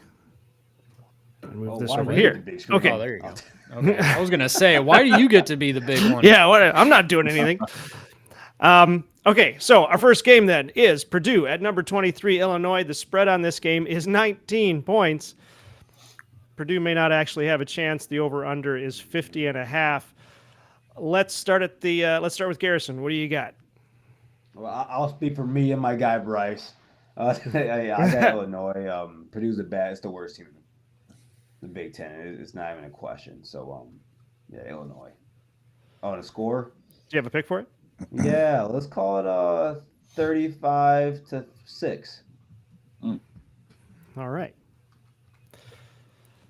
Justin, what do you got? Yeah, Illinois, like you said, Purdue's horrendous. Ryan Walters is a terrible coach in person. So Illinois again. I just had to throw that last part in there. Illinois is a team that executes well, schemes well. Bielema's a great coach. They're physical. I think they're going to win this one. I'm going to say 31-10. Ooh, okay, 31-10. All right, Peter, let's go over to you. The Illini dominate the line of scrimmage. They completely control this game. Purdue and UCLA are in contention to see who can get to 2 wins first, if either can. And the Illini roll in this one, 30-6. It's an easy dub for Illinois. 30-6. Mac? When's the last time Illinois had a defense that was ranked top 15 in the nation for anything? And yet this year, they're top 15 in the nation for points against at 14.2. 0.2. How about that? I've got Illinois 45-6. Ooh, drop 45 on that. Wow. Yeah. Light them up day. Yeah. Mm-hmm. All right. Our second game is number 4, Penn State, going over to USC, the beleaguered USC, who is not doing anywhere near to what I think expectations were. Penn State is 5-0, 2-0 in the conference. USC is 3-2, 1-2 in the conference. Let's go to the top this time. Mac, what do you got? Is USC embarrassed that they lost to Michigan now? I think I'm kind of curious about that. Yeah, I get it. It's a road game for Penn State. It's a long ways to fly. Penn State just looks way too good, and USC is. I don't even understand that Minnesota game. So I'm going to take Penn State 30-12. 32-12. Peter, you're next. No, 30-12, not 32-12. Speak clearly. I Enunciate. I did. Be honest, I'm not quite I thought you said 32 as well. See? It sounded like it. All right. It just sounded like it. I'll be honest, I'm not quite sold on Penn State offensively yet. Defensively, they got me bought in, but that's an every year thing for them. Tom Allen's a great defensive coordinator. I need to see more from this offense. They were barely beating UCLA. I mean, it was somewhat comfortable, but 27-11 was the final, I think. Like, UCLA is the bottom feeder of this conference, and it was not impressive at home. Maybe they're looking ahead. I don't know, but I do have Penn State going on the road and winning this game. It's a closer one, though. I say 30-24. Penn State takes it. 32-24 or 30-24? Right. 3-0. No, he clearly said 32. Also, I didn't consider that. I feel like I should change my score because I don't think Penn State's going to score 30 anymore. But I'm going to stick to it. Change my scores. Yeah, you're right. That's my bad. Oh, you know what I forgot to do too? I actually have been keeping track of how you guys have done each week. Next week, I'll put that up and we can see where everybody stands. Oh, God. Is Garrison losing? No, actually, I think Garrison is winning. Crap. Like, number one. I mean, for games called and scores picked. Yeah, Don't Garrison tell is me winning. that. Chrono's ball. Justin, what do you got? Garrison's head just To got be so honest, big. I think we have fun with a lot of the time with our picks, but I still hold firm that Penn State, Penn State fans really got on my nerves with still trying to argue that Illinois game wasn't close. That is, that is preposterous to me. I am not sold on Penn State's offense either. USC had a lot of execution. They had 8 penalties last week, 3 turnovers. If they can clean that up, I think they can upset Penn State. However, I can't predict it just because it just happened. And so the Penn State's probably going to play a much cleaner game. I'm going to go 24-20 Penn State. The difference that I have in this one is that Aller takes care of the football. Miller Moss doesn't quite take care of that ball. And so that is the key difference maker to me. 100%. All right, Garrison, what do you got? I'm with the guys. I'm not sold on Penn State's offense as a whole yet, even though I am a Drew Allard fan.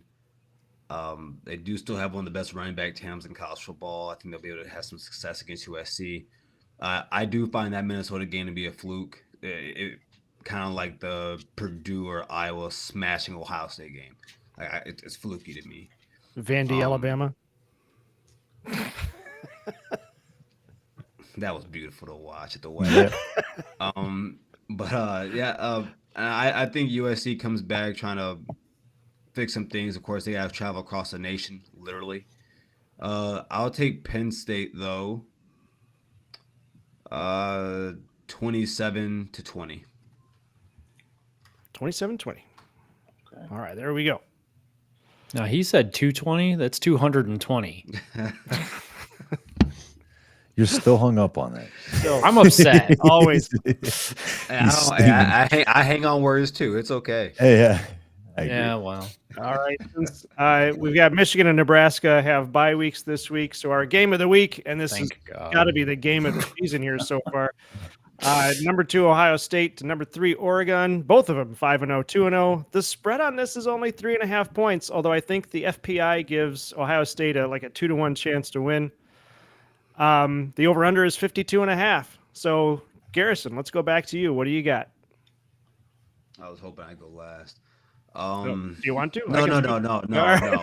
No, he doesn't get what he wants. Oh, okay. All right. This is going to be a really good game, I believe. I think if one team were to blow the other one out, it would be Ohio State doing it to them. I'm really interested to see how Oregon stops our running game. And also, I want to see the what we do on defense. Usually, Jim Knowles has a tendency to let teams dink and dunk all the way down, and Oregon has shown a tendency to do that. Their wide receiver one, Tez Johnson, has 20 more catches than Jeremiah Smith, but has 58 less yards.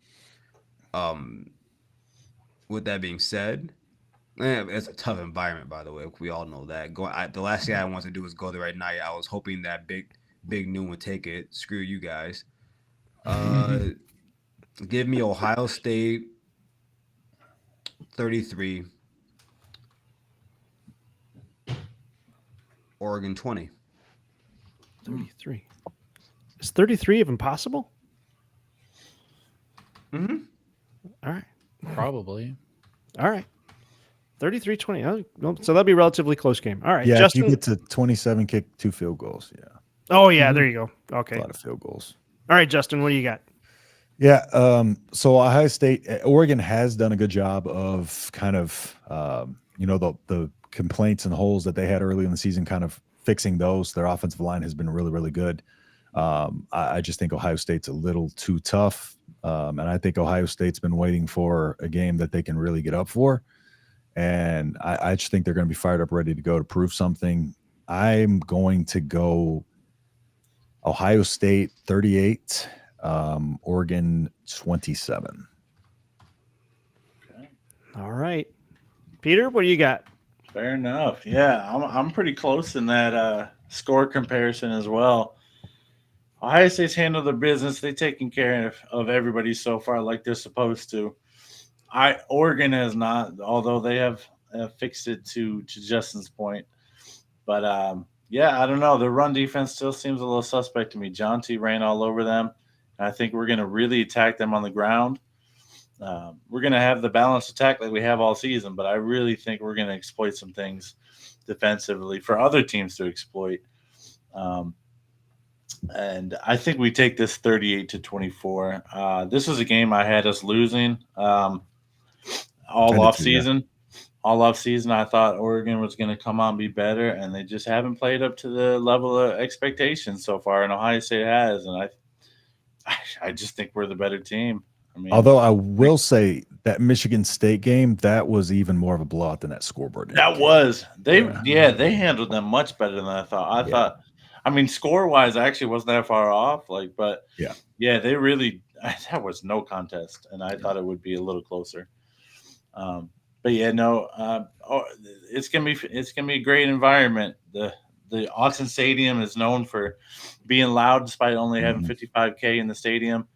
They're one of the loudest stadiums in the nation, and I'm excited for the challenge ahead that awaits. And I've completely flipped my opinion. I had us going 11-1 this year, and now I kind of have us going 12-0. 12-0. So all right, Mac. It's up to you to pick the upset. It's number 2 and number 3. Somebody's got to pick it up. I mean, here's the thing, though. He's waiting for Indiana to play him. Yeah. Who's your nation? Indiana's clearly the powerhouse of the Big Ten right now. I mean, the road to Indianapolis goes through Bloomington. Actually, literally, but if you're coming from the south, it is a nice campus. Yeah, it's nice. Okay, so here's the thing: Iowa and Ohio State have the number 1 and 2 rushing offenses, respectively. Iowa is putting up 223 rushing yards a game, and they only managed 100 against Ohio State. And most of that came on one run, basically. It's at Autzen. It's at Autzen. It's a night game. I feel like Oregon could do it. I just think that if on paper Ohio State wins this game. But I'm gonna take Oregon. Let's go. Oregon. I knew he was gonna do it. Yep. I'm gonna take Oregon for the same reason that I'm eventually gonna take Indiana. They want it more. You want it more. I want it more, and that means they'll win it. The transitive property works spiritually in football. There you go. Give me the Ducks 24-21. Ooh. The Quackers Out West. Mm-hmm. All right, we got Quackers. The Quackers. One upset for the week. Well, there we go. All right, guys. This has been fun. It's been a good night. And I just want to say again, now what am I doing? Here we go. What? Jump scare. Jump scare. Look out. One of the things I wanted to say is I just wanted to thank you guys very much for being a part of this. I really appreciate you hanging out with us. You guys have really helped us get to 1,000 subs, and I can't thank you enough. Other than to say thank you, and that if there's anything you guys need from us, just don't hesitate to let us know.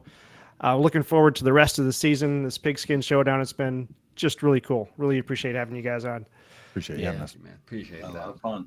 Yeah, on that note, I was just gonna say, we were talking over the off season that I don't know if you guys are familiar with Friday Night Tights with Nerdrotic, his channel and all that, but they have every Friday he has a whole bunch of his friends on. They talk about pop culture, and we were talking over the off season. It would be really cool to do sort of the football version of that, and this is that. So this format on this channel is kind of a dream come true for us. So yeah, I mean, just to echo what he said, really appreciate you guys being a part of it. This has just been amazing. Thank you all. By the way, everyone at except home, for Garrison. If you haven't, this was horrible. This was horrible about that. I was about to say, for everyone at home, if you haven't yet, checked out Mac has another channel where he watches you play games, right? Oh yeah, I'm getting into video game reviews. Yeah. I saw that. It was really cool. I'm a COD player. Sweet. Very faithful COD player. Yeah. But so everyone go check that out. It's pretty cool.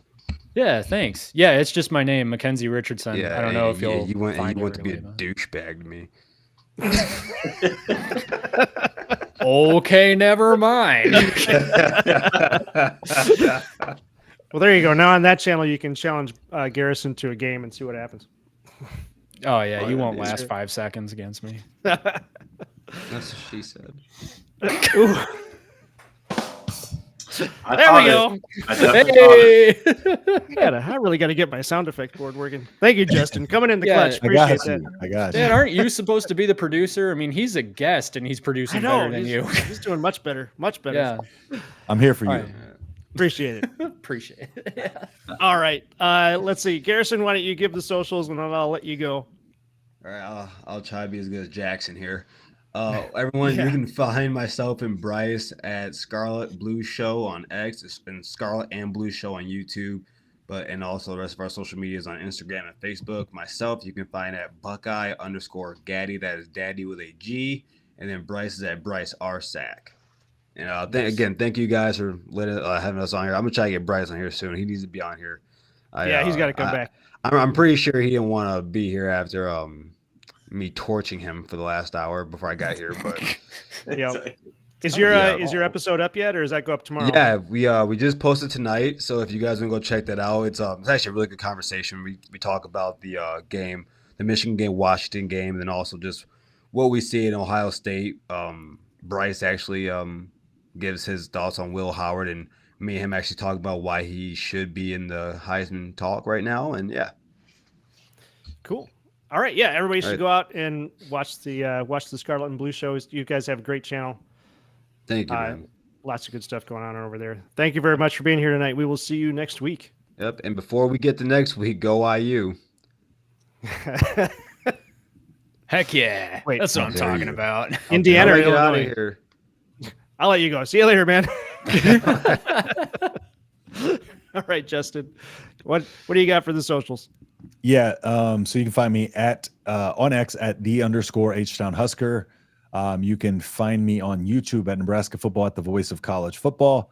I just posted a video today. I don't know if many of y'all be interested, but it is talking about Heinrich Harburg and how he can be utilized, where I think he should be utilized using some film. So I kind of broke down the H-back and where I think he can be utilized in the H-back set for Nebraska. And then you can find me at the Big Ten Show. It's just Big Ten Show on YouTube. And we did a live watch party for the Nebraska game this past weekend. I forgot to tell you about that. No, did I tell you about that? I wasn't around over the weekend, so Gotcha, I wouldn't be able to make it. So. And so I'm posting some power rankings weekly, so I'll be dropping those probably tomorrow. So y'all stay tuned for that. And so y'all can get over there, subscribe, help us out, and definitely. Yep, check it out. All right, yeah. Thank you very much, Justin, for being on. We will see you next week. Appreciate it, y'all. Have a good one. Good night. Take care. You too, man. Peter, what do you got? Absolutely, man. Rob and I obviously on Buckeyes Battle Cry. Tomorrow we'll be discussing our in-depth preview of this Ohio State-Oregon matchup. The nation's looking forward to it, and we're going to break it down in great detail tomorrow. And then once again, like I said earlier, we go live every Thursday at 8:30 p.m. Eastern Standard Time. So, yeah, find us over on Buckeyes Battle Cry as well on TikTok and Instagram and Facebook. So. Cool. Yeah, you guys are doing great work over there, too. Thanks so much, man. We have a blast. Thanks for having us on again. Yeah, thanks for being a part of it. Appreciate it. We'll see you next week. Have a good night now. You too. Get better. See you, man. Thank you. I will try. Nice job. No, it wasn't me. Oh, wasn't you? Oh, okay. So, all right. Well, this has been another great evening. I know we put the picks off a little bit there, but we wanted to do those midseason autopsies and obviously do the AP poll thing because that's just crazy what they've got going on over there. Stay drunk. Yeah. But once again, thank you everybody for the 1,000 subs. Really appreciate it. Don't forget to say happy birthday to Mac. Mac, you got anything you want to add? No, that was a great show. No, yeah, thanks everybody for hanging out and getting us to 1,000 subs. We can actually make money off of this now. That's kind of neat. All right. We also gained 3 more subs tonight too. So excellent. All right, we will see you all next week right here on the Big Ten Team Rivalry Show, 8 p.m. Monday night live. You can also catch our episode tomorrow morning on the Michigan Football, the Voice of College Football, excuse me, where we talk about Sharon Moore and what happened with Michigan, Washington, and the future of Michigan football there. Tomorrow morning, it should premiere at 9 a.m. on the Michigan Football, Voice of College Football channel. Mac, take us out. This is the Big Ten Team Rivalry Show. Good night, everybody. Good night, everybody.